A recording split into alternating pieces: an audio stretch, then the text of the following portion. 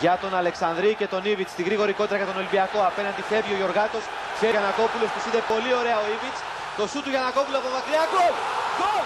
1-0 για τον Ολυμπιακό με ένα καταπληκτικό γκολ. Από 40 μέτρα το μισό γκολ ανήκει στον Ήβιτς που τους είδε να βγαίνουν απέναντι. Έκανε την πάσα. Ο Γιαννακόπουλος τη βρήκε όπως τα ήθελε. Είδε λίγο έξω από το τέρμα του τον Ρούι Κορέια και με αυτό το ασύλληπτο δεξί δυνατό σουτ το 1-0 για τον Ολυμπιακό στο 6ο λεπτό.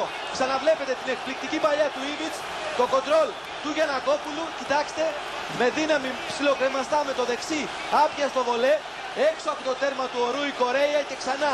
Κοιτάξτε τον Ήβιτς, σηκώνει το κεφάλι, βλέπει, ανοίγει στο Γιαννακόπουλο αυτός. Κοιτάξτε εδώ το κοντρόλ με τη μία. Έχει δει τον τερματοφύλακα, κάνει το δεξί ψιλοκρεμαστό, δεν μπορεί να κάνει τίποτα ο Ρούι Κορέια. 1-0 για τον Ολυμπιακό. Και ένα ακόμα replay εδώ, κοιτάξτε η εκτέλεση. Το τελευταίο